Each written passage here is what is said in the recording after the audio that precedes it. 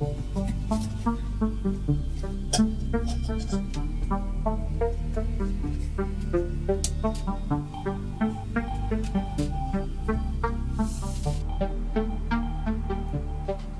you've been following the world of streaming gear lately, you'll know that Osee seemed to have come out of almost nowhere and completely shaken things up, even knocking the A10 Mini Pro off its very high perch. And they're not done yet. With regular firmware updates, community-driven features, and now this GoStream Deck kit, they're clearly on a bit of a mission. Now, this all-in-one case packs a GoStream Deck, a built-in monitor, and some very clever power options. So whether you're live streaming solo or running a client gig, this is built for speed. It's quick to set up, minimal cabling, and it's just as fast to pack away when you're done because, let's be honest, nothing is more annoying as untangling a mess of wires, leads, and finding, maybe losing, all those essential random pieces of gear that you need when you're running a live stream. Let's take a closer look at this. Hello, and welcome to the Whirly Bloke channel. The case itself is actually pretty solid. It's very rugged, compact, it's not very big to be honest, and it's airline safe because you've got this built-in pressure valve here. And when you open it up,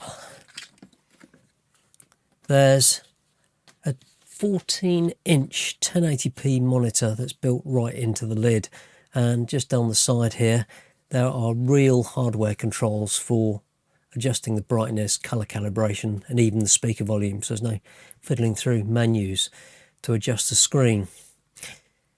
There's this sturdy metal arm here that props up the lid monitor, and the deck itself, it's actually nicely weighted. It's not going to tip over midstream or anything like that.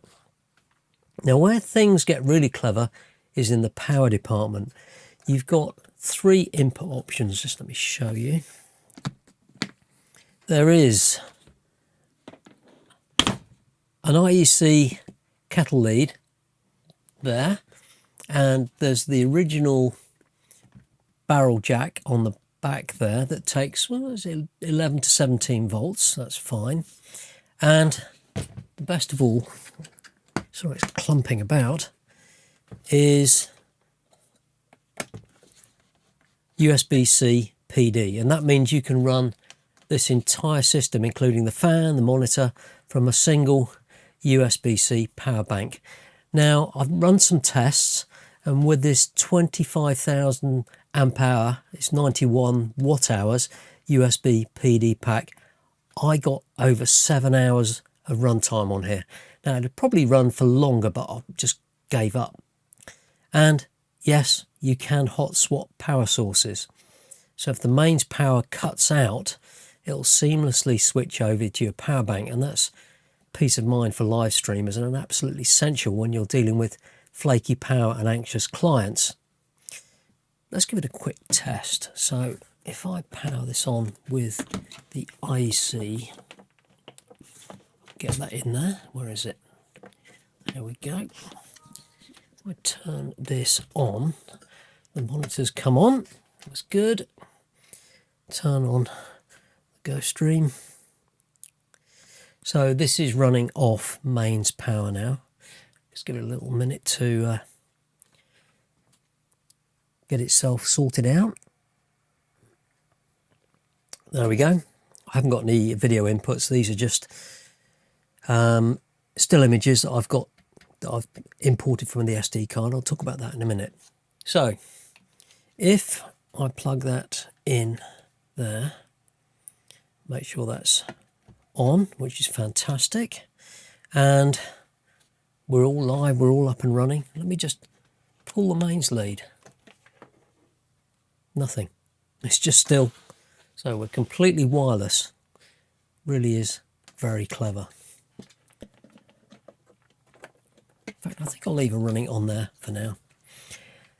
Now there's a quiet cooling fan in here, and you switch it on and off with a real switch. Now, doesn't scream like a jet on the front, which is really good. It just works. It's pretty good airflow. It's quite a smart design. It's quiet. And Osee clearly have thought through what's needed on here to keep it cool. Now inside the deck is the same GoStream that you probably already know. So whether you're running the original Black Button C1 or the newer SuperSource C2 model, the functionality of this is exactly the same. But with the C2, of course, you get access to enhanced scene compositing and multi-view options. And I'm not going to do a tutorial on the GoStream. There's loads of those on YouTube, but it works with the original and the updated version. On the front here, there is a mic input and a headphone jack. So you can just quickly plug stuff in there. Very nice. Of course, there is a second mic input. Let me just unplug that because I don't want to break the screen. If we turn this around this way, you can see all the inputs. So that's a DC in. We've got 4 HDMI inputs and 1 HDMI output. If you're wondering where the second HDMI output goes, that is of course going straight into the monitor. You get 2 USB-C ports. You get Ethernet and, very thoughtfully, a USB-C power out, which is perfect for powering wireless mic receiver, HDMI transmitter or SSD directly from your onboard power source. And yes, as I said before, the SD card, if I can open it, which you would normally plug into the front here, that's moved into this little slot down here. It's a nice little detail, so you don't have to unscrew this to get your SD card in. Small detail, but very much appreciated. Now, this kit here features HDMI inputs only.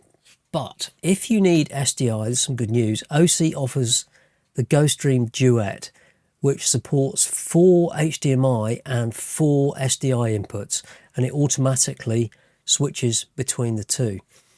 You know, it detects which input is live and switches over. So it gives you very flexible switching. Now, even though there's only 4 inputs live at any one time, you can have all those 8 sources plugged in, and then you can use the menu options to choose which ones you want, which is a really nice touch. And as you've probably seen, there are cheese plates on the side here. And that side, it's very good. And then there's one on the bottom as well. And if I could find it, there we go. I've just got a Manfrotto plate that I fix on the bottom, and that means I can just slap it on a tripod and go. No more folding tables or anything silly like that. So those cheese plates means you can mount SSDs, wireless mics, small cameras, accessories directly to the case on a tripod. Now, Osee also just released their new desktop control software for Mac and PC, which finally gives us users full control and configuration via a computer.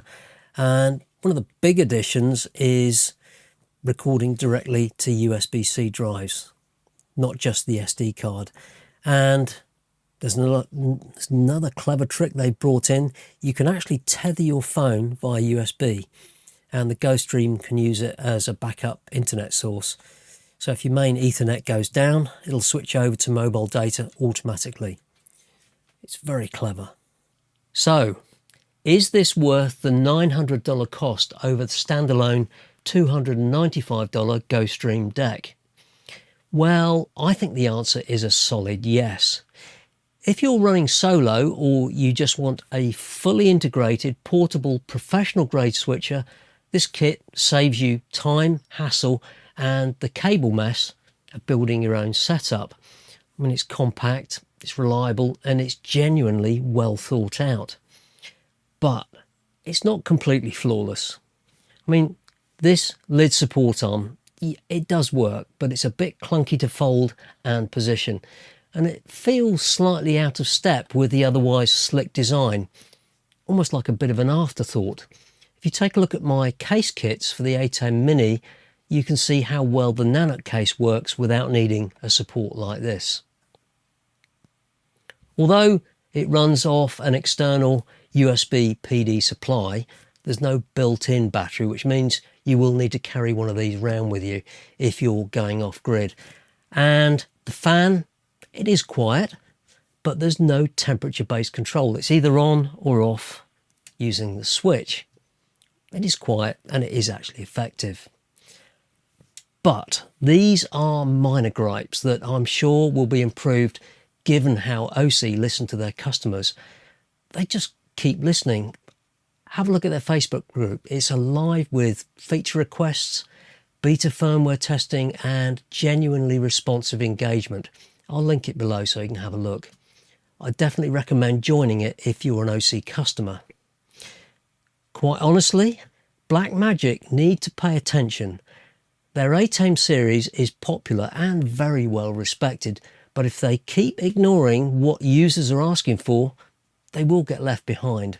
I mean, my A10 Mini has been up on the shelf since I started using this. Do let me know what you think of this in the comments. Would you pay the extra for the all-in-one version? Let me know.